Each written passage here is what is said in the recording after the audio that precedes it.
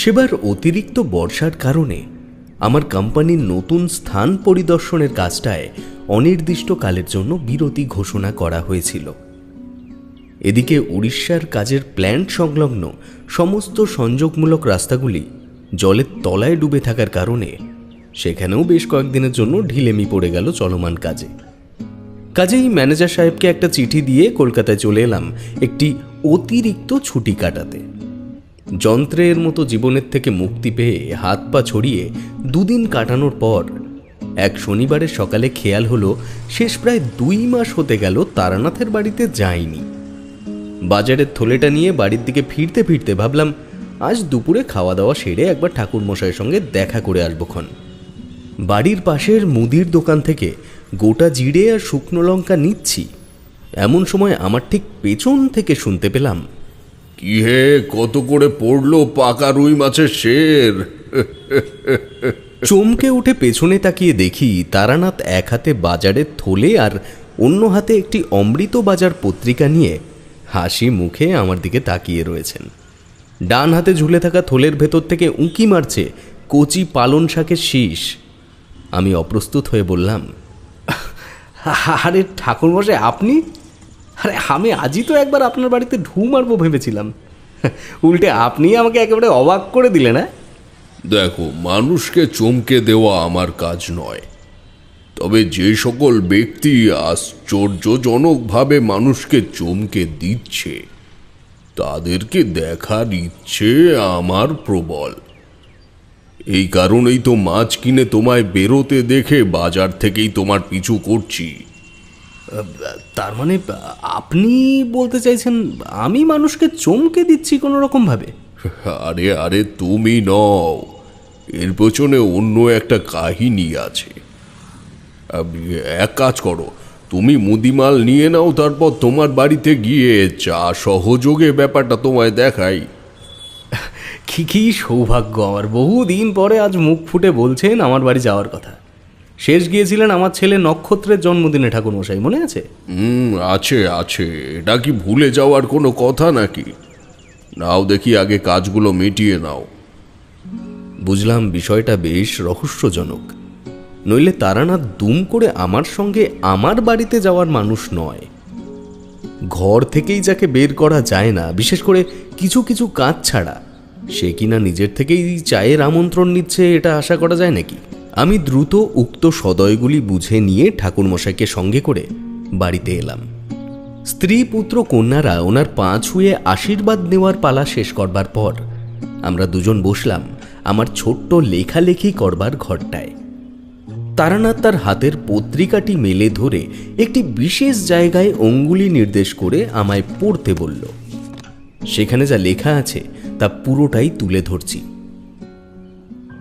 সম্প্রতি কলকাতার এক বিত্তশালী ব্যবসায়ী নাম হীরালাল রায়চৌধুরী বৃন্দাবন ভ্রমণে গিয়ে সেখানকার নিধিবন সংলগ্ন একটি বৃদ্ধাশ্রমে অন্ন ও বস্ত্র বিতরণ করবার জন্য আগ্রহী হন। সে কারণপূর্বক উনি তার সেক্রেটারিকে নিয়ে ওই গ্রাম সংলগ্ন একটি পুরনো অব্যবহৃত রাজবাড়িতে এক রাতের জন্য আশ্রয় নেন। সেক্রেটারির দাবি এই যে ওই রাতে তারা দুজনেই এক আশ্চর্য বাঁশির শব্দ শুনতে পান নিধিবনের জঙ্গলের কোনো এক অঞ্চল থেকে। তাদের কাছে যেহেতু প্রচুর অর্থ ও অন্যান্য সামগ্রী ছিল, তাই সেগুলিকে হীরালাল রায়চৌধুরী সেক্রেটারি রতন সরকারের জিম্মায় রেখে বাঁশির শব্দের উৎস অনুসন্ধান করবার জন্য ও বাড়ির থেকে বাইরে যান। তারপর আর হীরালাল রায়চৌধুরী ফেরেননি সে বাড়িতে। সেক্রেটারি সহ গ্রামের অনেকেই ওনাকে খুঁজে বের করবার চেষ্টাও করেছে, তবে 2 দিন টানা খোঁজাখুঁজি করবার পরেও ওনার কোনো হদিশ পাওয়া যায়নি। ওখানকার পুলিশ কর্মকর্তারা ব্যাপারটিকে খতিয়ে দেখছেন, যদি কোনো স্থানীয় বা অস্থানীয় বাসিন্দা বৃন্দাবনের নিধিবনে গিয়ে হীরালাল রায়চৌধুরীর কোনো হদিশ দিতে পারেন, তবে তার প্রতি আমরা যথাসাধ্য কৃতজ্ঞতা অর্পণ করব। আমাদের ডাকযোগের ঠিকানা রাজা দ্বিজেন্দ্র স্ট্রিট, সবুজনগর, 13 নম্বর রায়চৌধুরী প্যালেস, কলকাতা 71। খবরের কাগজটা চোখের সামনে দিয়ে নামিয়ে তারানাথের দিকে তাকাতেই দেখি সে রহস্যজনক দৃষ্টিতে আমার দিকে তাকিয়ে রয়েছে। আমায় চুপ করে থাকতে দেখে সে বলল, অবাক যে হয়েছ তা বুঝতে পারছি। খবরটি আমাকেও যথেষ্ট অবাক করেছে, তাতে কোনো সন্দেহ নেই। সেই কারণেই তোমার সাথে উত্তেজনাটি ভাগ করে নেওয়ার লোভটা সামলাতে পারলুম না হে। এবার বলো, খবরটি পড়ে তোমার প্রাথমিক বহিঃপ্রকাশটা কি? এমন সময় আমার স্ত্রী চা নিয়ে এসে রাখলো সম্মুখের টেবিলের ওপরে। স্বাভাবিকভাবেই সে এই খবরটির ব্যাপারে অজ্ঞাত, তাই তারানাথকে বিনয়ের স্বরে বললে, আজ কিন্তু দুপুরের খাবার খেয়ে তবেই যেতে দেব, তার আগে কিন্তু একদম নয়। না না বৌমা, তা বললে হয় নাকি? ওদিকে রান্না করবার অপেক্ষায় একজন আমার পথ চেয়ে বসে আছে। দেখতেই তো পারছো, বাজার করে একেবারে সরাসরি চলে এসেছি এখানে। এই অন্য একদিন সময় করে আসবোক্ষণ। বেশ, আজ তবে আপনার কথা শুনছি, তবে পরের দিন কিন্তু আর কোনো কথা শুনবো না। ঠিক আছে, আপনারা গল্প করুন, আমি যাই ওদিকে খোকাকে একটু খাইয়ে নি। বলে আমার স্ত্রী চলে যাবার পরে তারানাথ হাতে চায়ের কাপ তুলে নিল। আমি বললাম, ব্যাপারটা আশ্চর্যজনক নয় কি ঠাকুরমশাই? বৃন্দাবনের কোনো এক গ্রামে রাতের বেলায় বাঁশির শব্দ শুনতে পাওয়া এবং সেই শব্দকে অনুসরণ করতে গিয়ে একজনের নিখোঁজ হয়ে যাওয়া, এটা কি কোনো দৈবিক ব্যাপার নাকি কোনো দুর্ঘটনার শিকার হয়েছেন এই হীরালাল রায়চৌধুরী? দুর্ঘটনার শিকার হলে অথবা তিনি যদি প্রাণও হারান, তবে তো অন্তত তার দেহটা মিলবে। সেটারও তো কোনো খোঁজ পাওয়া যাচ্ছে না। শ্রীকৃষ্ণের এ কোন করুণ নিয়তি ধরতে পারছি না। ভাবছি একবার হীরালাল রায়চৌধুরীর সেক্রেটারি রতন সরকারের কাছে যাব। যাবে নাকি তোমরা? আমরা বলতে কিশোরীকে ডেকে নিতে বলছেন কি? হ্যাঁ, ওর কথাই বলছি। প্রতিবার তাকে বাদ দিয়ে দিলে সে মানবে কেন? বৃন্দাবনে তার চেনা পরিচিত এক মামা আছে, সে বলেছিল এক সময়, মনে নেই? হ্যাঁ বলেছিল বটে, তবে আপনি কি বৃন্দাবনে যাওয়ার চিন্তা ভাবনা করছেন নাকি? তারানাথের দুই চোখ চ্যাপ্টা হয়ে এলো। অপরিসীম রহস্যের অভিব্যক্তিগুলিকে একত্রিত করে সে জবাব দিল, যদি প্রয়োজন পড়ে তবে তো যেতেই হবে বই কি। রহস্যের প্রতি আকর্ষণটা তোমরাই তৈরি করেছ, আর হীরালাল রায়চৌধুরী যে রহস্যের সৃষ্টি করেছেন তা যে আমায় আর শান্ত থাকতে দেবে না তা বেশ বুঝতে পারছি। তারানাথ হাতে বাজারের থলেটা নিয়ে উঠে দাঁড়ালো, তারপর বলল, আচ্ছা, বিকেলে দুটিতে মিলে এসো। আর হ্যাঁ, একটা বাহনের ব্যবস্থা করে নিয়ে এসো। রাজা দ্বিজেন্দ্র স্ট্রিট, সবুজ গর্ত আর একেবারে কাছাকাছি নয়। এখন আমি আসি। আমি তারানাথকে এগিয়ে দিয়ে এলাম দরজা পর্যন্ত। কাগজটা পড়ে রইল আমার বসবার ঘরের টেবিলের ওপরেই। চা শেষ করে আমার স্ত্রীকে একবার খবরটা পড়ে শোনালাম। সে বলল, মা ঠাম্মার মুখে শুনেছি ওই নিধি বনে নাকি সত্যি রাতের বেলায় স্বয়ং শ্রীকৃষ্ণের আবির্ভাব ঘটে। তিনি নাকি সশরীরে গোটা নিধি বনে বিচরণ করে বেড়ান রাতের বেলায়। এই হীরালাল রায়চৌধুরী কি জানতেন না এই ব্যাপারটা? এই ব্যাপারটা যে আমি শুনিনি লোক মুখে তা কিন্তু নয়, কিন্তু সত্যি বলতে যুক্তি ও বিশ্বাসের কাঠগড়ায় যখন দাঁড় করিয়েছি এই কথিত প্রবাদটিকে, তখন কোনো না কোনোভাবে শ্রীকৃষ্ণই যেন হেরে গেছেন আমার মৌন বিচার সভায়। আমার খোকা খেতে খেতে ঘুমের ঢুল নিচ্ছে দেখে আমি পুনরায় এসে বসলাম উক্ত বৈঠক ঘরে। চশমাটা কপালের ওপরে নিয়ে চোখ বুঝলাম এসব চিন্তা করতে করতে। চেতনা যখন ফিরল তখন বেলা গড়িয়েছে দুপুরের পথে। বাজার থেকে নিয়ে আসা রুই মাছের ঝোলের ঘ্রাণ তখন সারা বাড়িময় ভুরভুর করছে। আমি স্নান করে দ্রুত খাওয়া দাওয়া সেরে ছাতা ও কাগজটি বগল দাবায় নিয়ে বেরিয়ে পড়লাম কিশোরীর মেসের উদ্দেশ্যে। বৃষ্টি সকাল থেকে হয়নি ঠিকই, তবে সূর্যের প্রখরতাকেও প্রকট হতে দেয়নি থমথমে গম্ভীর হয়ে থাকা মেঘপুঞ্জ।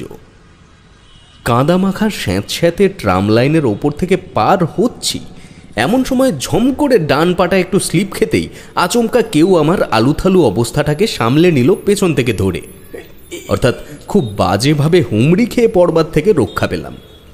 সঙ্গে সঙ্গে একটা ব্যঙ্গ মিশ্রিত হাসির শব্দে চিনতে পেলাম মানুষটাকে। আরে কি হে, কি এমন আকাশ কুসুম ভাবতে ভাবতে হাঁটছো বলো তো? এখনই তো একেবারে থোর বড়ি খাড়া আর খাড়া বড়ি থোর হয়ে যেত। নাক না হয় দাঁত, যে কোনো একটা তো যেতই। উফ, দেখেছো কি অবস্থা? তোমাকে খুঁজতে যাচ্ছিলাম, এদিকে তুমি এসে আমায় এই আপৎকালীন অবস্থায় রক্ষা করলে। ধন্যবাদ বন্ধু। তুমি বাড়িতে এলে কবে? আর এই সময় খবরের কাগজ নিয়ে কি করছো? ভায়া, খবরেই আছে মূল রহস্য। আগে চলো, তারানাথের বাড়িতে এখনই যেতে হবে একবার।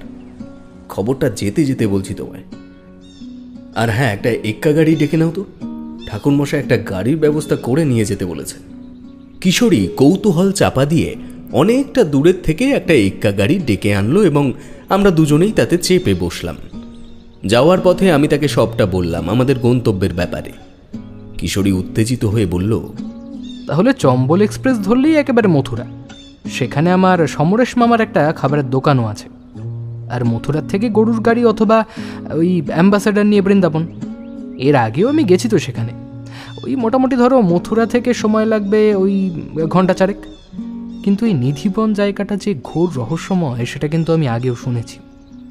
এক কথায় এই গবেষণাটি করতে খুব একটা মন সায় দিচ্ছে না আমার। তবে যেহেতু ঠাকুর মশাই বিষয়টাতে... আরে দাঁড়াও দাঁড়াও, এতটা উতলা হয়েও না এখনই। আগে দেখি হীরালাল রায়চৌধুরীর সেক্রেটারির কি মতামত আছে এতে। তাছাড়া আমাদের সিদ্ধান্তই তো আর শেষ সিদ্ধান্ত নয়। কতগুলো টাকারও তো ব্যাপার আছে এখানে, নাকি? আরে ওসব নিয়ে চিন্তা করো না। শেষ দুটি অভিযানে ঠাকুর মশাই যে পরিমাণে অর্থপ্রাপ্তি হয়েছে, সেখানেই বৃন্দাবন ভ্রমণ এক সমুদ্র জল থেকে এক বালতি জল তুলে নেওয়ার সমসাময়িক।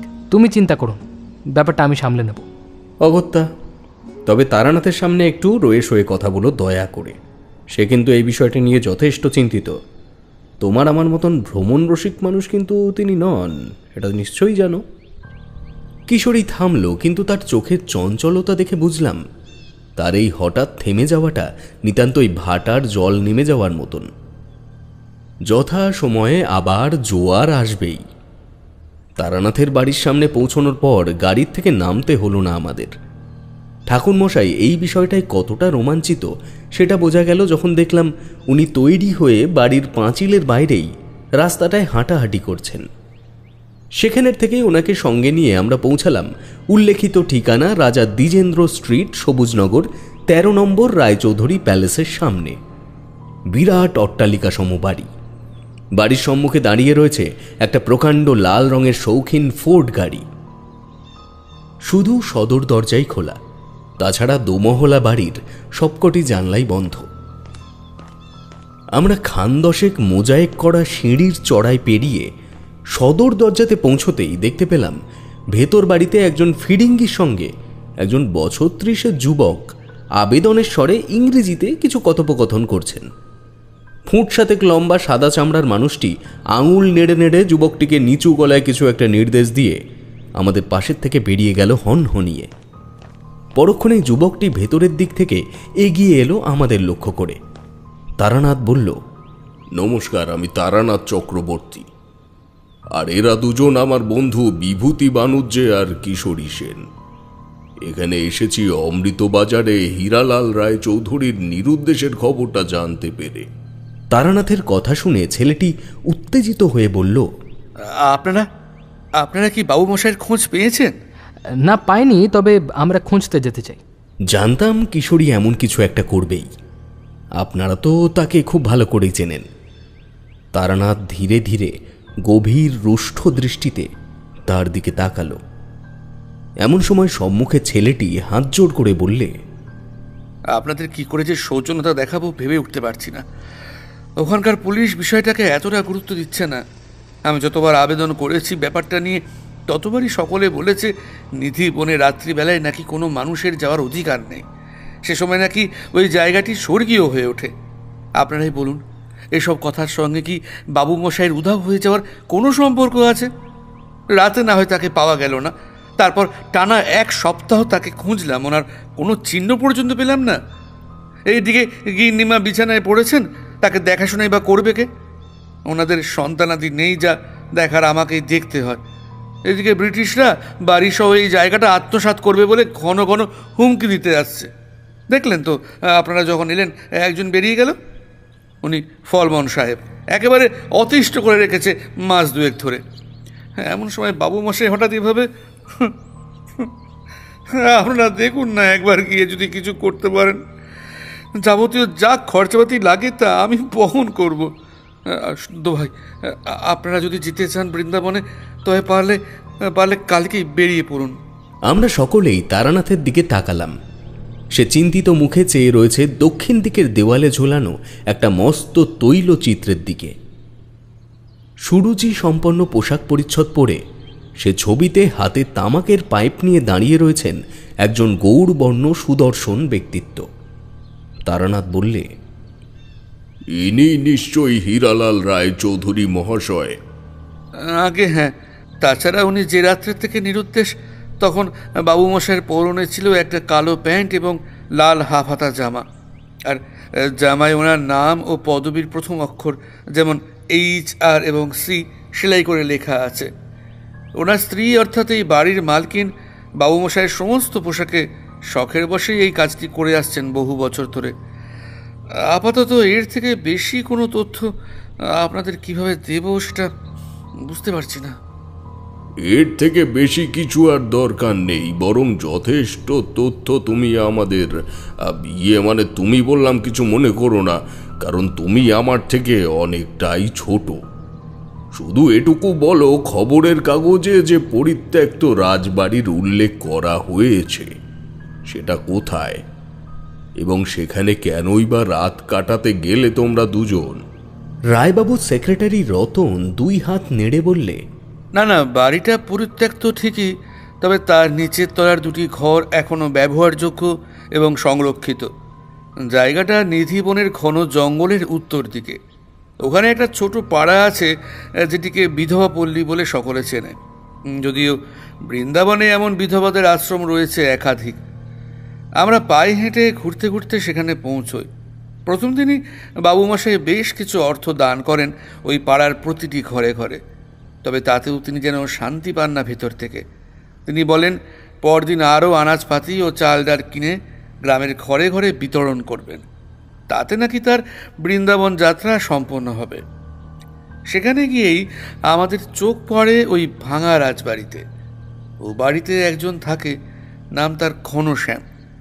ওই বিধবা পল্লীর সকল বৃদ্ধারা তাকে নিজেদের ছেলের মতন ভালোবাসে।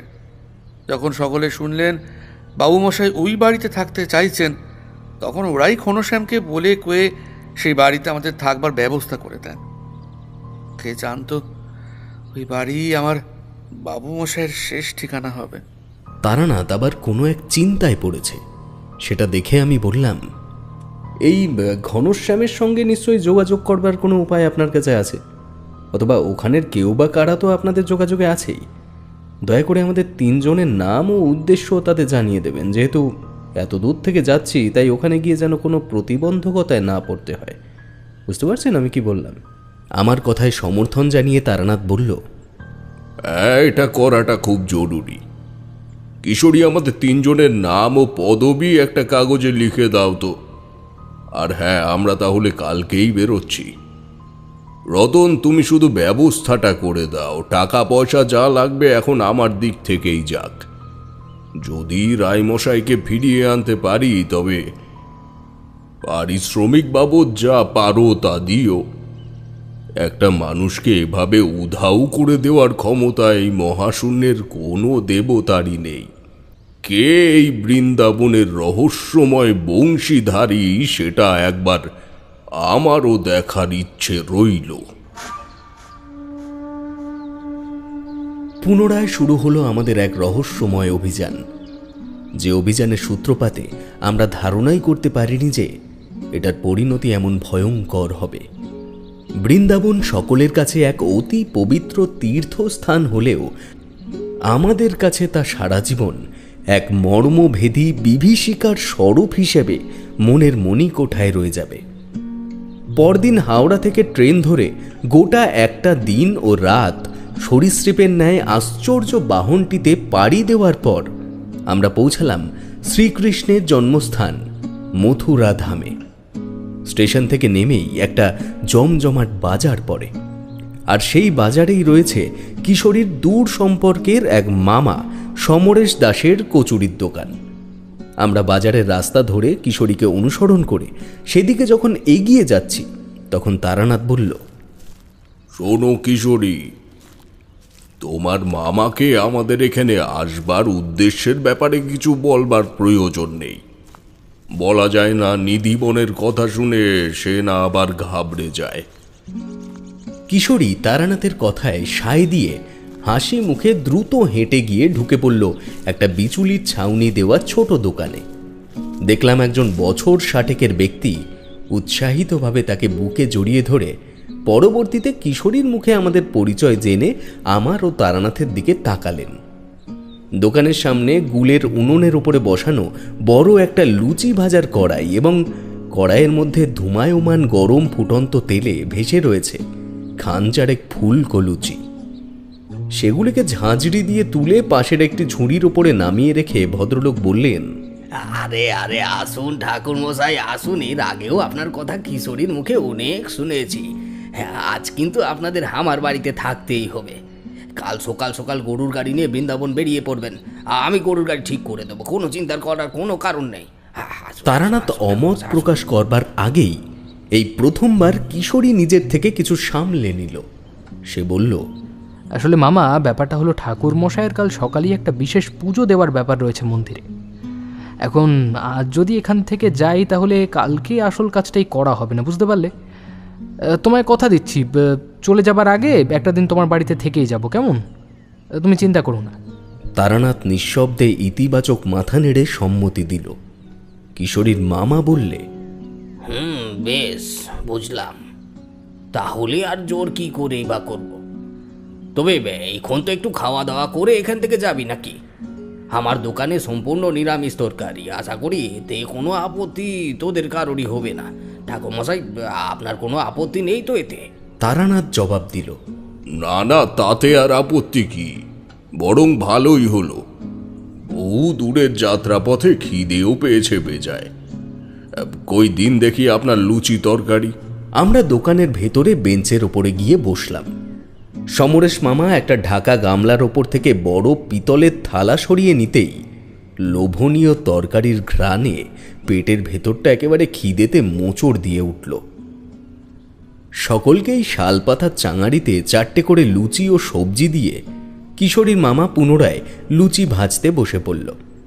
আমরা নিঃশব্দে খাওয়া শুরু করলাম। পরম তৃপ্তিতে ভক্ষণের মনোযোগ ব্যাহত হলো মামার তিক্ত কণ্ঠে, এই বাঞ্ছারাম, हट यहाँ से। ये क्या पहन के आ गया यहाँ पर? ये तो किसी बड़े आदमी का कपड़े लग रहा है। कहाँ से लाया रे बच्चा? हट हट हट यहाँ से हट। ওনার কথায় বাইরের দিকে আমাদের প্রত্যেকের দৃষ্টি পড়ল এবং তার সঙ্গেই যে জিনিসটি নজরবন্দি হলো তা হলো একজন ন্যাড়া মাথা ছাইভস্য ও নোংরা মাখা মানুষের পরনে জলজল করছে একটা লাল রঙের দামি সিল্কের হাফ হাতা জামা। আমাদের প্রত্যেকের মাথায় বোধহয় একসঙ্গে এলো রাজা দ্বিজেন্দ্র স্ট্রিটের চৌধুরী প্যালেসের সেক্রেটারি রতন সরকারের বলা কথাটা। সে বলেছিল হীরালাল রায়চৌধুরী যখন হারিয়ে গিয়েছিল তখন তার পরনে ছিল লাল রঙের হাফ হাতা একটা জামা। বুকের ভেতরটা ঢিপ ঢিপ করে উঠল আমার। বোধহয় কিশোরীরও একই অবস্থা। তারানাথ নিচু গলায় আমায় বলল, দেখো তো, জামার কোনো জায়গায় ইংরেজিতে কোনো অক্ষর সেলাই করে লেখা আছে কিনা। আমি যেহেতু একেবারে রাস্তার দিকটায় ছিলাম সেহেতু আমি খানিকটা ঝুঁকে পড়ে ওই জামাটা ভালো করে নিরীক্ষণ করলাম। কিশোরীর মামা তখনও লোকটিকে ভৎসনা করেই চলেছে। अरे बाबा, এখানে থেকে সরে যা, সরে ওদিক গিয়ে বস, যা यहाँ से। तुझे हर रोज कौन लेकर आता है शमशान से रे? जा निकल यहाँ से, सर जा। দেখলাম আমাদের অনুমান একেবারে ঠিক। এটা যে হীরালাল রায়চৌধুরীর জামা তাতে কোনো সন্দেহ নেই। এই জামাতে সুতো দিয়ে সেলাই করে লেখা আছে বড় হাতের ইংরেজিতে HRC। আমি তারানাথ ও কিশোরীর দিকে তাকিয়ে আমাদের অনুমান যে একেবারে ঠিক তার ইঙ্গিত করলাম। কিশোরী মুখের খাবারের টুকরোটুকু কোনো রকমে গিলে নিয়ে কয়েক ঢোক জল খেয়ে তার মামাকে প্রশ্ন করল, সমরেশ মামা, এই লোকটার নাম কি?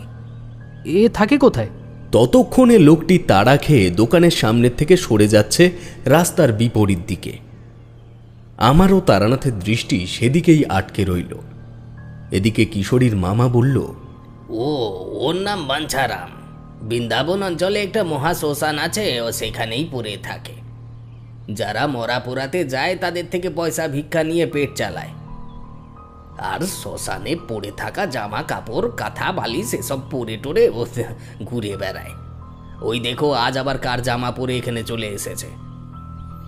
জামা দেখে তো মনে হচ্ছে কোনো বড় লোকেরই হবে। ওই দেখ পরে বসে আছে। আমাদের খাওয়া তখন মাথায় উঠেছে। কোনো রকমে পাতের লুচিগুলি শেষ করে উঠে দাঁড়ালাম সকলে। সমরেশ মামা আরও লুচি খাওয়ার জন্য সাদাসাদি করলেও আপত্তি দেখানো ছাড়া আর কোনো উপায় রইল না। পরবর্তীতে তিনি নিজে এসে আমাদের তুলে দিয়ে গেলেন বৃন্দাবনগামী গরুর গাড়িতে। অতিরিক্ত অর্থ দিয়ে গাড়িটি কেবল আমাদের 3 জনের জন্যেই সংরক্ষিত রাখল তারানাথ নিজেই। গাড়ি গড়ানো মাত্রই কিশোরী প্রশ্ন করল, হীরালাল রায়চৌধুরী তাহলে কি মারা গেছেন ঠাকুরমশাই? সেটার সম্ভাবনাই জোরালো মনে হচ্ছে। যদি মানুষটি আগুনে পুড়ে যান তবে তার দেহ পাওয়া যাবেই বা কি করে? কিন্তু কে পোড়ালো তাকে? কখন তিনি মারা গেলেন? তবে কি হীরালাল রায়চৌধুরীকে কেউ খুন করেছে? তবে কি ওই নিশুতি রাতের বংশীধারী অর্থাৎ বাঁশি বাঁধক একজন গুপ্ত খুনি?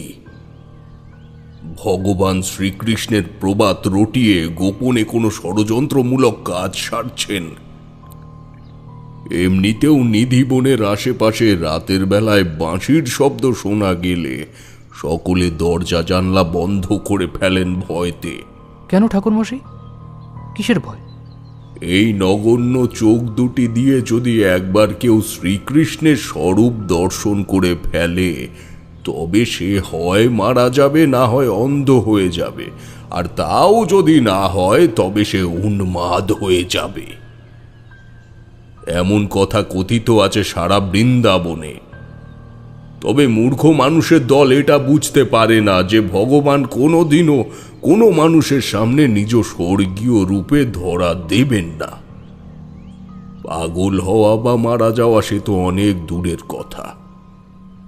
বরং এই প্রবাদের সুযোগ নিয়ে যদি কোনো ব্যক্তি নিজ স্বার্থ চরিতার্থ করতে চায় তবে সেটা অনেক নিখুঁতভাবেই সে করতে পারবে। কারণ একটাই, যখন রাতের অন্ধকারে একবার বাঁশি বেজে উঠবে তখন সকলেই নিজ নিজ বাসভবনের ভেতরে আত্মগোপন করবে। আর ইব্বাস, এটা তো ভেবে দেখিনি। আচ্ছা ঠাকুরমশাই, আপনি কি এবার ওই হ্যারিসন রোডের বোমকেশ বক্সিকেও মাত দেবেন নাকি? সেটা আবার কে? নতুন কোনো তান্ত্রিক এসেছে বুঝি শহরে? আমি কিশোরীর হাতে একটা মৃদু চাপ দিয়ে ব্যাপারটাকে থামিয়ে দিলাম।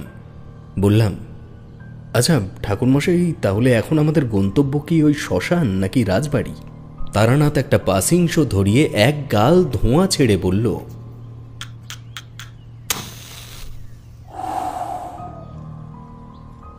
আগে যাব পরিত্যক্ত রাজবাড়ি।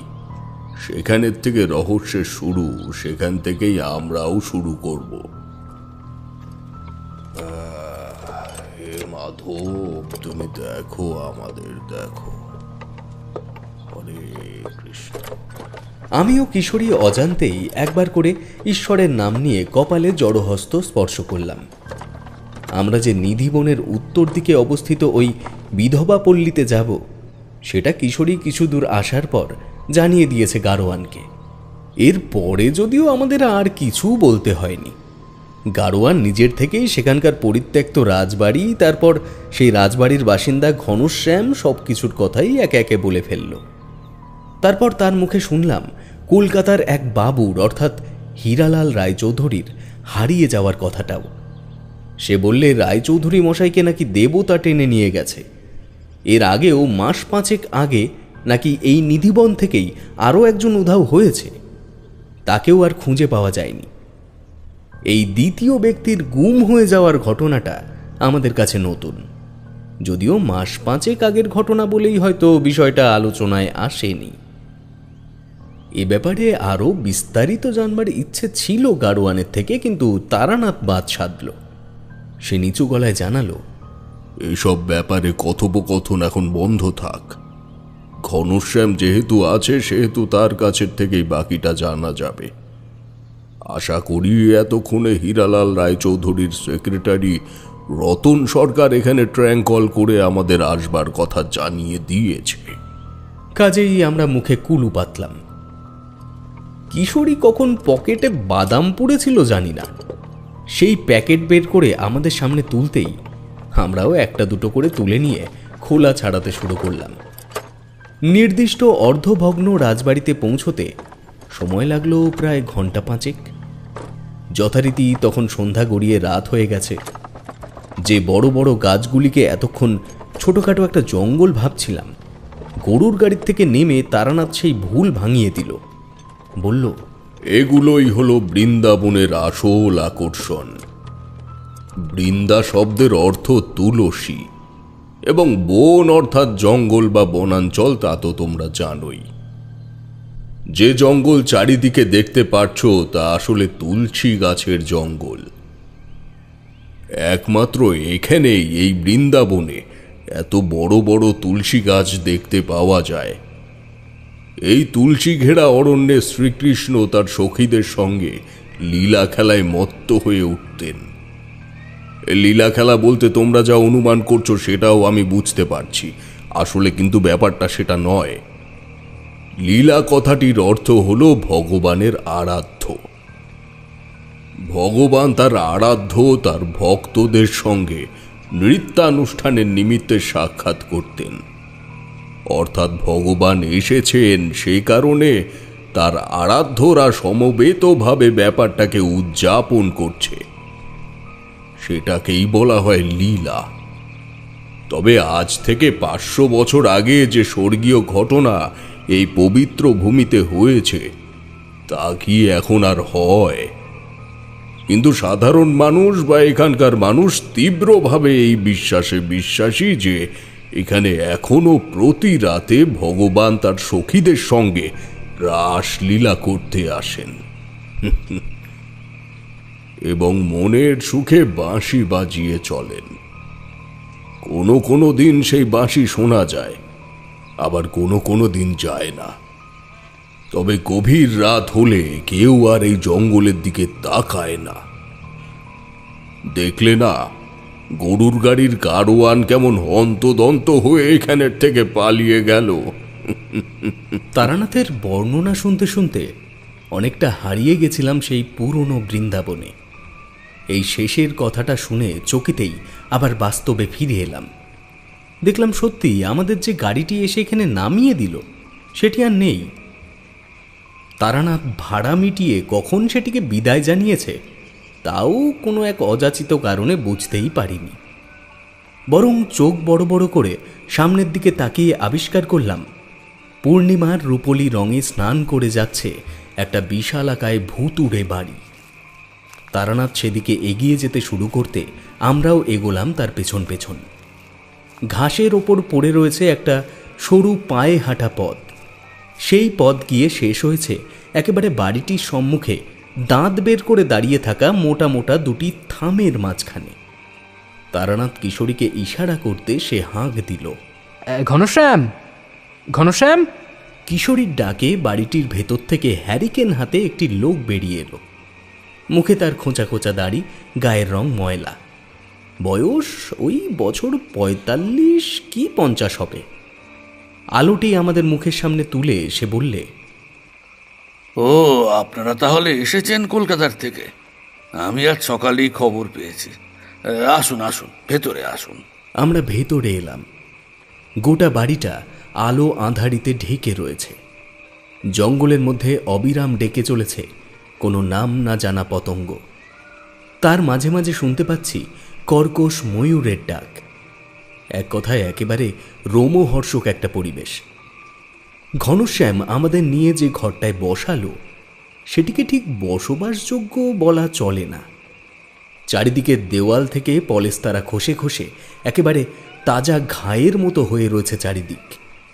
ঘনশ্যাম লোকটা অল্পভাষী অথবা একটু লাজুক স্বভাবের কিনা জানি না।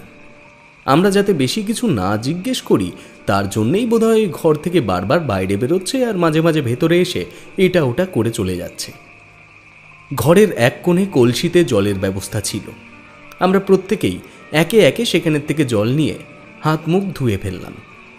রতন সরকার ঠিকই বলেছিল, এখানে পাশাপাশি দুটি ঘর আছে ঠিকই, তবে একটি ঘরে রান্না বান্না করা হয় আর অন্য ঘরে আমরা প্রবেশ করেছি। সেই রান্নার ঘরের থেকেই ঘনশ্যাম ভাতের হাঁড়ি ও একটি ঢাকা বাটি আমাদের ঘরটিতে নিয়ে এলো। এবার কিশোরী প্রশ্ন করল, হীরালাল রায়চৌধুরী এই ঘরেই ছিলেন তাই না? ঘনশ্যাম ইতিবাচক মাথা নাড়ল। কিশোরী বলল, তার আর কোনো খোঁজ পাওয়া যায়নি? মানে তোমরা বুঝতে পারছো না একটা আস্ত মানুষ এখান থেকে কোথায় উধাও হয়ে যেতে পারে? ঘনশ্যাম এইবার মুখ খুলল। সে বলল, বাবুদের বারণ করেছিলাম অনেকবার যে রাতে ঘরের থেকে বেরোবেন না। একজন আমার কথা শুনলো, আরেকজন শুনলেন না। সেজন্যই তো এই পরিস্থিতির শিকার হতে হলো। আপনারা কলকাতার মানুষ, আপনারা কি আর এসবের ব্যাপারে অতটা খোঁজ খবর রাখেন? দাদাবাবু হয়তো দেবতার ভোগ খাওয়ার সময়টায় ওখানে চলে গেছিলেন। শ্রীকৃষ্ণ কি সেই ঔদ্ধত্য সহ্য করতে পারে? আপনারাই বলুন। সারাদিন পর মাঝরাতের বেলায় দেবতা আহার গ্রহণ করতে বসেন। এই নিধি বনের ঠিক মাঝখানে একটা ছোট মন্দির আছে। সেখানে রোজ বিভিন্ন রকম ভোগ চড়িয়ে দিয়ে আসা হয় সন্ধ্যার আগে। প্রতি সকালে সেখানে গেলে দেখা যায় শ্রীকৃষ্ণ সে ভোগ অল্প অল্প করে গ্রহণ করে গেছেন। আপনারাও চাইলে কাল সকালে গিয়ে দেখে আসতে পারেন। আজ সন্ধ্যাতে বিরূপাক্ষ পুরোহিত গিয়ে ভোগ চড়িয়ে এসেছেন। ঘনশ্যামের মুখে কথাগুলি শুনে এটা বুঝতে পারলাম যে শুধুমাত্র ভৌতিক ঘটনা নয়, আধ্যাত্মিকতাও মনে ও মননে ভয়ের সৃষ্টি করতে পারে। স্বয়ং শ্রীকৃষ্ণ এসে ভোগ গ্রহণ করছেন নিধিবনের কোনো এক মন্দিরের থেকে। সে অবস্থাটা কেমন হতে পারে অথবা কেমন সে ঘটনার বর্ণনা তা অনুমান করতে করতেই শরীরে শিহরণ খেলে গেল। অবাক করা বিষয় হলো, এই বিষয় নিয়ে আমাদের মধ্যে যে সব থেকে বেশি জ্ঞানলব্ধ অর্থাৎ তারানাথ কিন্তু ঘনশ্যামের কথায় কোনো রকমের উচ্চবাচ্য করল না। ঘনশ্যাম ভাত বেড়ে দেওয়ার পর আমরা সকলেই খাওয়া দাওয়া সেরে নিলাম একটু তাড়াতাড়ি। ভোজনের পালা সাঙ্গ হলে ঘনশ্যাম আমাদের 3 জনের জন্য চাটাই পেতে বিছানা করে দিল। তারপর ঘরের মাঝে হ্যারিকেন রেখে বেরিয়ে যাওয়ার সময় সে বলল, আচ্ছা বাবুরা, আপনারা তাহলে এখানে ঘুমিয়ে পড়ুন। ওখানে একটা মালসা আর কিছু নারকেল ছোবড়া রাখা আছে। মশার জ্বালাতন বাড়লে ধরিয়ে নিতে পারবেন। আমার বিধবা পল্লীতে একটা ছোট ঝুপড়ি আছে, আমি ওখানে থাকব। কাল সকালবেলায় আমি আবার আসব। কোনো কিছু দরকার পড়লে তখন বলবেন, কেমন? এমন সময় তারানাথ হঠাৎ বলে উঠল, আচ্ছা ঘনশ্যাম, তোমার পায়ের পাতা এমন নীল রং কেন? এই কথা শোনা মাত্রই আমরা দুজনেই তাকালাম ঘনশ্যামের পায়ের দিকে। তৎক্ষণাৎ ঘনশ্যাম পায়ের দিকে তাকিয়ে একটু যেন অপ্রস্তুত হয়ে উঠল বলে মনে হলো। বলল, আমি ওই প্রতিমা বানানোর কাজ মাঝে সাঝে করি। সামনে কৃষ্ণকালী পুজো আসছে, শ্মশানে বিরাট বড় করে পুজো হবে। কৃষ্ণকালী তো শ্রীকৃষ্ণের তান্ত্রিক রূপ। শ্রীকৃষ্ণ কালী রূপ ধারণ করেছিল একবার রাধার কাছের থেকে পুজো নেবে বলে। তো ওই রূপের মূর্তির কথাই বলছি আর কি। সেই কারণে প্রতিমা শিল্পীর সাথে আমিও হাত লাগাচ্ছিলাম, তাই এই রং লেগেছে। আমি এখন আসি বাবুরা। বলে সে বেরিয়ে গেল হন্তদন্ত হয়ে। তারানাথ আমাদের অবাক করে মৃদু হেসে উঠল। কিশোরী প্রশ্ন করল, এই কি ব্যাপার বলুন তো? এমন সব একের পর এক অলৌকিক ব্যাপার শুনে যাচ্ছি আর আপনি হাসছেন। হাসবো না? ঘনশ্যাম হলো শ্রীকৃষ্ণের আর এক নাম, তা হয়তো তোমরা জানো। এখানে শ্রীকৃষ্ণের নামে কত বড় ধোঁকা চলছে, তার জাল আমি ফাঁস করে দিয়ে তবে বৃন্দাবন ছাড়ব। যাক, আজকের মতন আমরা ঘুমিয়ে পড়ি, কালকে ভালো করে গুছিয়ে টোপটা ফেলতে হবে। মনের মধ্যে প্রশ্নের জোয়ার নিয়ে চুপ করে শুয়ে পড়লাম। কিশোরীর অবস্থাও যে আমার মতনই তাতে কোনো সন্দেহ নেই। তবে পথশ্রমে ক্লান্ত শরীর খুব বেশিক্ষণ আর সঙ্গ দিতে চাইল না আমার। আরও অবাক হলাম যখন দেখলাম তারানাথ দিব্যি নাসিকা গর্জন সহ গভীর ঘুমে লিপ্ত হয়েছে। ওই রাতের বেলায় আশ্চর্যজনকভাবে ঘুম হলো একেবারে নির্ভেজাল। ঘুম ভাঙল তারানাথের ডাকে। কি হে, উঠে পড়ো এবার দুজনেই। শ্রীকৃষ্ণের জন্মস্থানে এসে সূর্যোদয়ের আগে ঘুম থেকে না উঠলে সব কিছুর মধ্যে এটা একটা খামতি রয়ে যাবে। আজ দেখে নাও সূর্যোদয়, কালকে হয়তো আর সময় হবে না। আমরা দুজনেই উঠে বসলাম। কিশোরী ঘুম জড়ানো চোখে বললে, কেন ঠাকুরমশাই, আমরা কি আজকে এখান থেকে বেরিয়ে যাচ্ছি নাকি? আজকে রাতে কি হবে সেটা বলা যাচ্ছে না, আর কালকে ভোরবেলায় আমাদের অবস্থান কি থাকবে সেটাও বলতে পারছি না। এখন চলো সকাল সকাল হাঁটতে হাঁটতে একটু যুগল কিশোর মন্দিরের দিকটা দেখে আসি। ভোর ভোর এসব জায়গায় বাজার খুলে যায়, মন্দিরও দেখা হবে, ওদিকে আমার বাজারে একটু দরকারও আছে। বাজারে দরকার? কি দরকার ঠাকুরমশাই? আহা, চলোই না, ঠিক জানতে পারবে একে একে সব। গবেষণার ফলাফল কি হবে সেটা গবেষণার আগে কি বৈজ্ঞানিকরা বলতে পারে?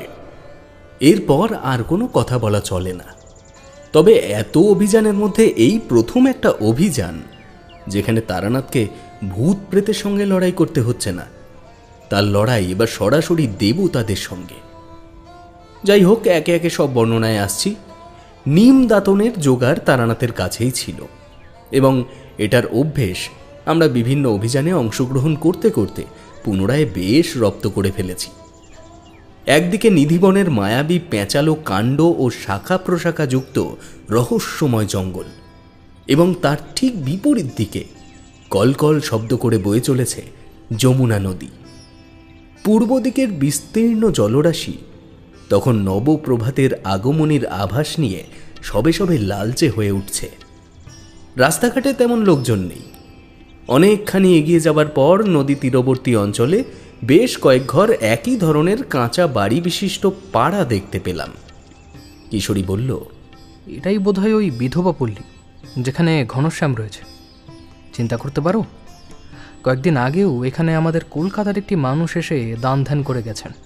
এদিকে সেই মানুষটা এখন আর আমাদের মধ্যে নেই, এই বৃন্দাবনে সে বিলীন হয়ে গেল। তারানাথের যেন কিশোরীর কথায় কোনো ভ্রুক্ষেপ নেই। সে এগিয়ে চলেছে নিজের মনে। ঠাকুরমশাইয়ের এই রূপটার সঙ্গে আমি আগেও পরিচিত। গৌরী ও ইরাবতীর যে ব্যাপারটায় শুধুমাত্র আমি গিয়েছিলাম ঠাকুরমশাইয়ের সঙ্গে, সেখানেও উনি একটা সময় একেবারে চুপ করে গিয়েছিলেন। এর অর্থ একটাই, উনি কিছু একটা বুঝতে পেরে গেছেন অথবা অনুমান করে ফেলেছেন, যেটাকে সঠিকভাবে প্রয়োগ করবার ব্যবস্থাপনা করে চলেছে তার চিন্তাশীল মস্তিষ্ক। কাজেই আমি কিশোরীর সঙ্গে নানা রকমের কথোপকথন করতে করতে এগোতে লাগলাম বৃন্দাবনের নবজাগরণের প্রাকৃতিক সৌন্দর্য দেখতে দেখতে। বহু দূরের থেকে শুনতে পারছি যুগল কিশোর মন্দিরের ঘণ্টার শব্দ, অর্থাৎ ভোরের পুজো শুরু হয়ে গেছে তখনই। যুগল কিশোর মন্দিরের তাৎপর্য একটাই, এখানে রাধা ও কৃষ্ণের যুগল মূর্তিকে কিশোর ও কিশোরী রূপে পূজা করা হয়। আমরা মন্দির প্রাঙ্গণে এসে প্রথমেই বিগ্রহ দর্শন করব বলে সেদিকে ছুটে গেলেও তারানাথ দেখলাম চলে গেল কয়েকটি সদ্য খোলা দোকানপাটের দিকে। কোনো রকমে প্রণাম সেরে যখন দুজনে মন্দির থেকে নিচে নেমে এলাম, তখন লক্ষ্য করলাম ঠাকুরমশাই একটা পেতলের ঘট এবং একটি লাল চেলি কাপড় কিনে নিজের ঝোলায় পড়ছেন। আমাদের এগিয়ে যেতে দেখেই দূর থেকে সে ঠোঁটে আঙুল দিয়ে একটা ইঙ্গিত করে বুঝিয়ে দিল যে এই কেনাকাটার ব্যাপারে আমরা যেন তাকে কোনো প্রশ্ন এখন না জিজ্ঞেস করি। সে দোকানদারের পয়সা মিটিয়ে দ্রুত পায়ে হাঁটা শুরু করলো আমাদের ফেলে আসা রাস্তা ধরে। আমরা নিঃশব্দে তার পিছু নিলাম। বেশ খানিকটা যাওয়ার পর হঠাৎ কিশোরী একটা মৃদু যন্ত্রণার আর্তনাদ করে দাঁড়িয়ে পড়ল। কি একটা ফুটলো। পেছন দিকে ফিরতেই লক্ষ্য করলাম অনতি দূরে একটি লোক আপাদমস্তক চাদর ঢাকা দিয়ে আসছিল এদিকটায়। আমরা দাঁড়িয়ে পড়তেই সে পেছন দিকে ঘুরে কিছুক্ষণ দাঁড়িয়ে তারপর আবার উল্টো দিকে হাঁটা শুরু করল। তারানাথ আমাদের দিকে এগিয়ে আসতে বললাম, ঠাকুরমশাই, আমাদের কি কেউ অনুসরণ করছে? তারানাথ বলল, সে কারণেই তো তোমাদের বাজার থেকে দ্রুত চলে আসতে বললাম। আমিও লক্ষ্য করেছি ওই ব্যক্তিকে। ভালো করে বুঝতে পারিনি মানুষটি আসলে কে, তবে এটুকু জানি যে যা হওয়ার আজ রাতেই হবে। আর ও সামান্য বেল কাটা ফুটেছে, ওতে কিছু হবে না, চলো। রহস্যের আবেগটা যে কিশোরীর বেল কাঁটা ফোটার যন্ত্রণা থেকেও বেশি ঘনীভূত হয়ে উঠেছে তাতে আর কোনো সন্দেহ রইল না। হীরালাল রায়চৌধুরীর অন্তর্ধানটা মর্মান্তিক রূপ নিতে চলেছে সে বিশ্বাস আমার মনের মধ্যে ছিল। ভগ্ন রাজবাড়ির সামনে এসে দেখতে পেলাম ঘনশ্যাম আমাদের গতকালের এঁঠো থালাবাসনগুলো কুয়োর পাড়ে নিয়ে ধোয়াধুয়ি করছে। সে আমাদের দিকে তাকিয়ে একটা সৌজন্যতার মৃদু হাসি হাসল, কিন্তু কোনো কথা বলল না। মানুষটা যেন কেমন একটা।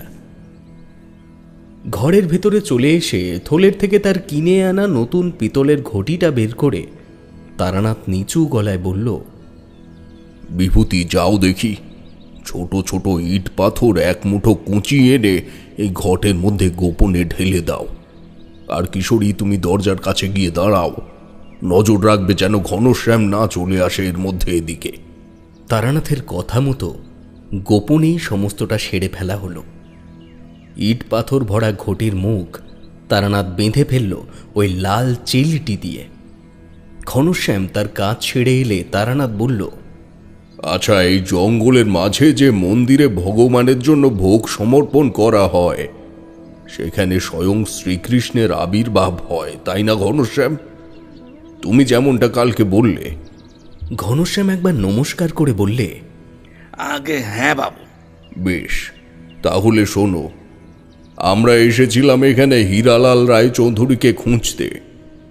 কাল রাতে ঠাকুর আমায় স্বপ্নাদেশ দিয়েছে যে যদি আমি একটি পেতলের ঘটিতে করে যথাসাধ্য স্বর্ণ সামগ্রী অথবা মুদ্রা ওই মন্দিরে রাখি, তবে আজ রাতে নাকি ঠাকুর এসে আমার অনুদান সহস্তে গ্রহণ করবেন এবং আমায় জানিয়ে দেবেন হীরালাল রায়চৌধুরীর অবস্থান। তুমি যদি পারো একবার আমায় সেখানে নিয়ে চলো, অথবা আমায় ওই বিরূপাক্ষ পুরোহিতের সঙ্গে দেখা করিয়ে দাও। আমি আজই এই ঘটিটা অর্পণ করতে চাই ওই মন্দিরে।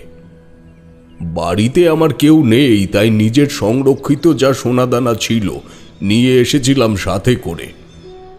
এই বৃদ্ধ বয়সে আর ওসবের মায়া করে কি করব? তাতে যদি কোনো নিখোঁজ ব্যক্তিকে খুঁজে বের করতে পারি, তাতে অন্তত রায়চৌধুরী পরিবারটা রক্ষা পেয়ে যাবে। তারানাথের নিপুণ অভিনয়ে আমরা তখন স্তম্ভিত। তার উপর এই কথাগুলি শুনে ঘনশ্যামের অভিব্যক্তি হলো দেখবার মতন। সে তারানাথের সম্মুখে হাত জোড় করে বললে, আপনার অনেক বড় মন বাবু। চলুন, আপনারা আমার সঙ্গে চলুন। বিরূপাক্ষ ঠাকুর এখন কেশিঘাটেই আছেন। এই সময় তো উনি গঙ্গা পূজায় বসেন। চলুন তাহলে এখনই একবার কথা বলে আসবেন, কেমন? উনি সন্ধ্যাবেলায় নিধিবনের ভেতরে ছোট মন্দিরে ভোগ দিয়ে মন্দির বন্ধ করে চলে যাবেন। চলুন, এখনই গেলে দেখা পেয়ে যাব ওনার। কেশিঘাট এই জায়গাটি যে এতটা জনবহুল তা এখানে না এলে হয়তো জানতেই পারতাম না। এই ভোরবেলাতেই বহু মানুষ কোমর জলে দাঁড়িয়ে সূর্যদেবের উদ্দেশ্যে প্রণাম নিবেদন করছেন। তার মধ্যে থেকেই একজন ঠিক চাণক্যের মতন বেশ লম্বা টিক্কিধারী ব্যক্তিকে ডেকে নিয়ে এলো ঘনশ্যাম। বুঝলাম ইনিই সেই বিরূপাক্ষ ঠাকুর, যিনি নিধিবনের ওই রহস্যময় মন্দিরে ভোগ নিবেদনের কাজটি করেন।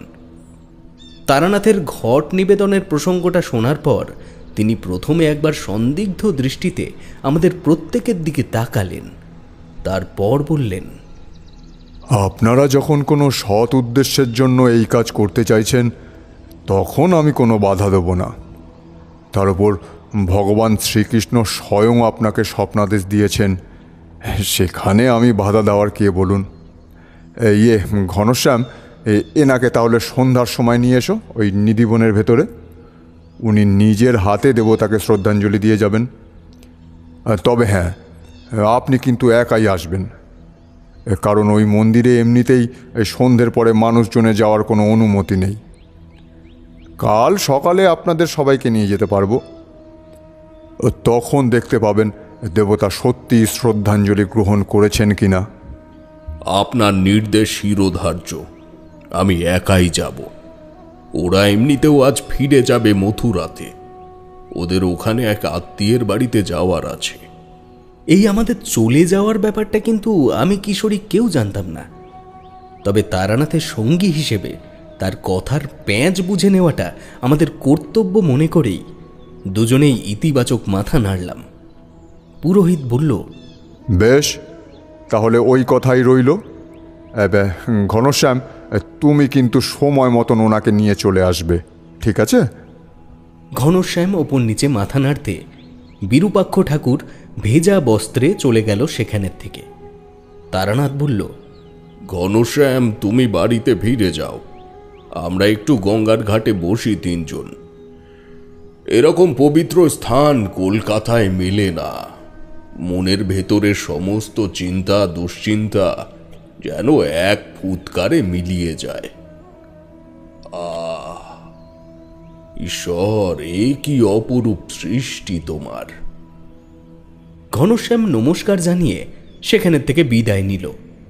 তারানাথ সিঁড়ির কয়েক ধাপ নিচে নেমে গিয়ে একটা পরিষ্কার জায়গা দেখে বসে পড়ল। কিশোরী তার কাছে গিয়ে বলল, আচ্ছা ঠাকুর মশাই, আপনি কি করতে? আস্তে আস্তে, একটু আস্তে কথা বলো। আচ্ছা, আপনি কি করতে চাইছেন বলুন তো? আমাদের মথুরায় পাঠিয়ে দিচ্ছেন, পিতলের ঘটিতে পাথর ভরছেন, আপনার কি মতলব আছে সেটা আমাদের না বললে কি করে বুঝবো আমরা? সেটা বলার জন্যই তো এখানে বসলাম হে। দুটিতে এদিকে এসো, মন দিয়ে শোনো আমার কথাটা। আমরা দুজন তারানাথের পাশে গিয়ে বসলাম।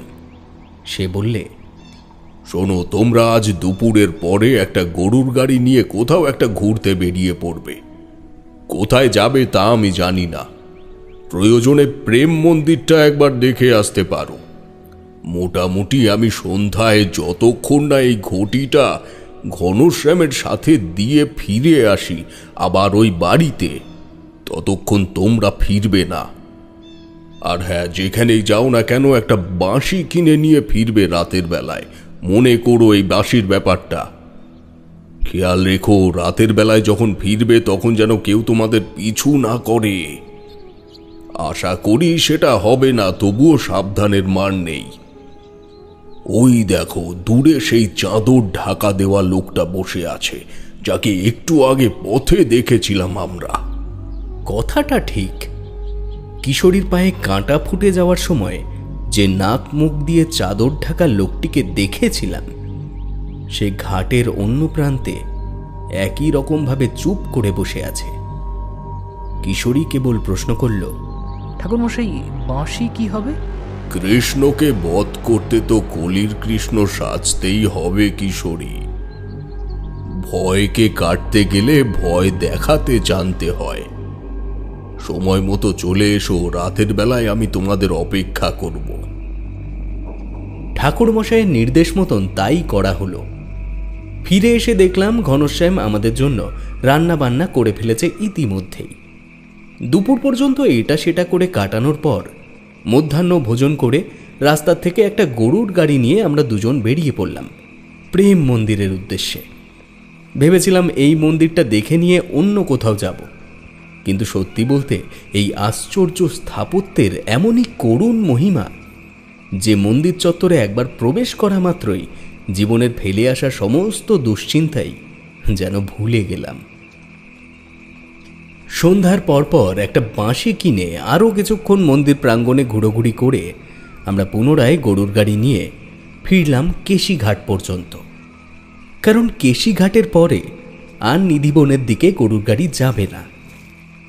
যদিও পথ একটাই, ওই রাজবাড়ি পর্যন্ত, এবং সেই পথ আমাদের চেনাই ছিল, তাই ফিরে আসতে কোনো অসুবিধা হলো না।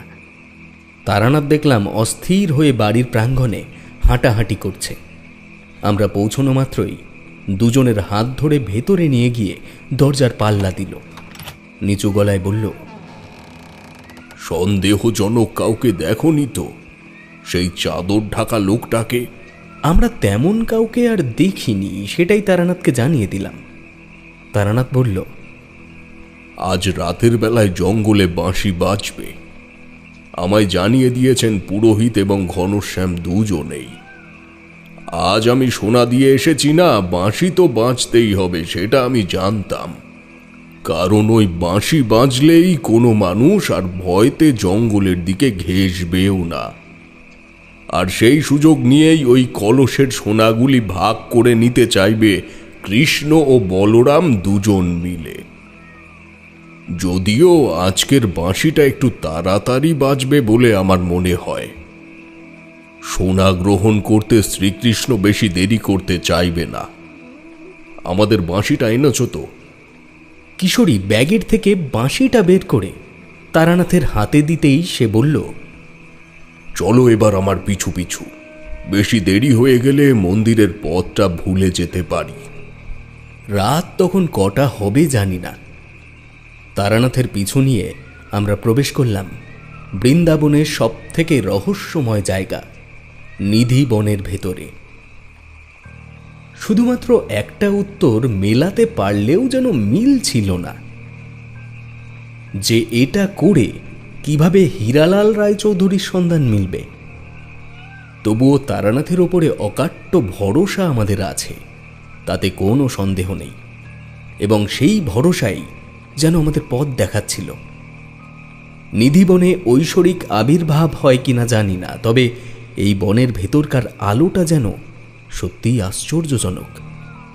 চুঁইয়ে আসা চাঁদের আলো যেন পেঁচিয়ে থাকা গাছের কাণ্ডগুলিকে আলিঙ্গন করতে করতে মাটি স্পর্শ করছে,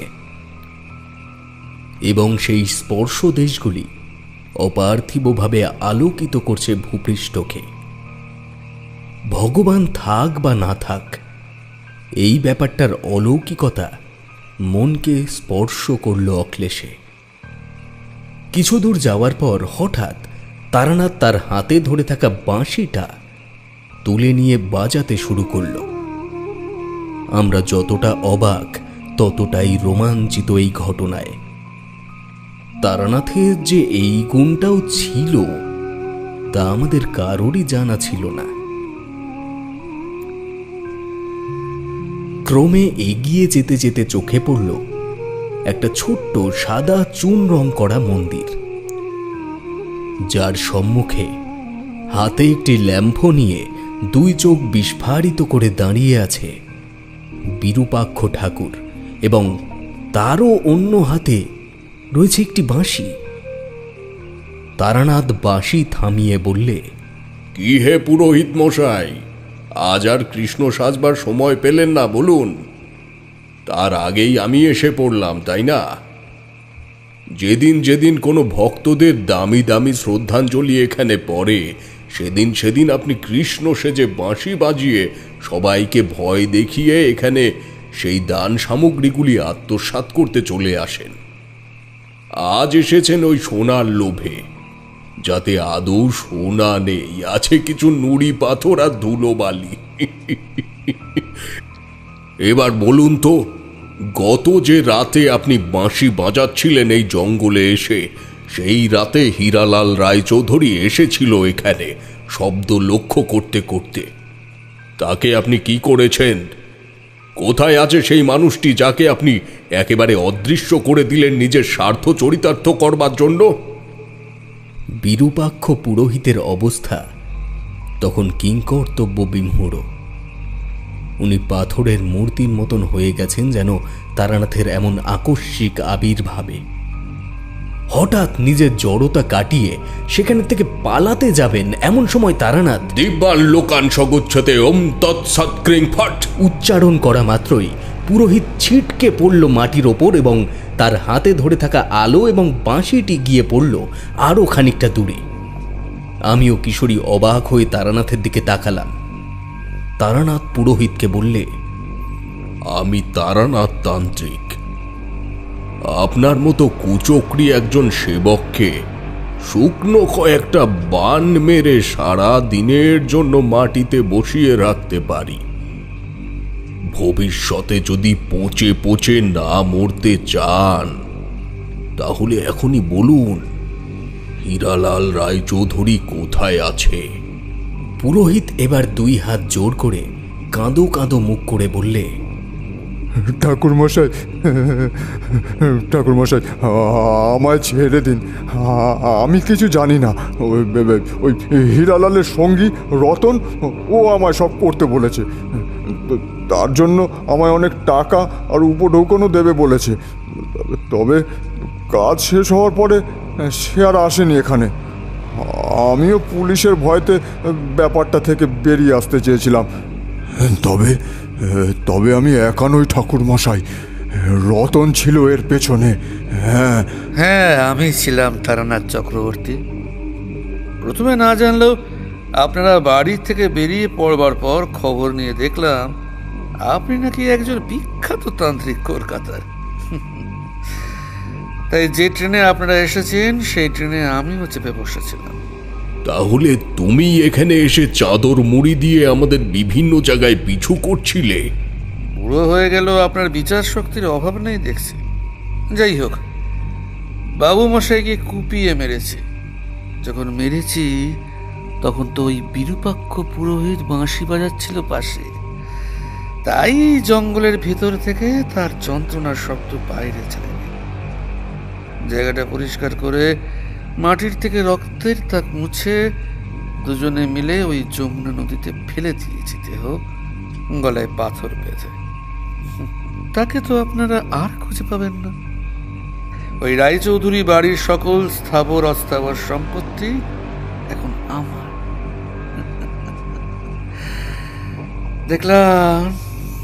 দেখলাম মথুরায় নেমে একটা দোকানে বসে লুচি খাচ্ছিলেন। সে কারণে এক পাগলকে বাবু মশাইয়ের একটা জামা পরিয়ে ওই দোকানের সামনে পাঠালাম, যাতে আপনারা ওখানে তদন্ত করতে শুরু করে দেন, এদিকে না আসেন। কিন্তু তা নয়, ঠিক সেই মুহূর্তে অতিরিক্ত বীরত্ব দেখাতে চলে এলেন এই নিধি বনে।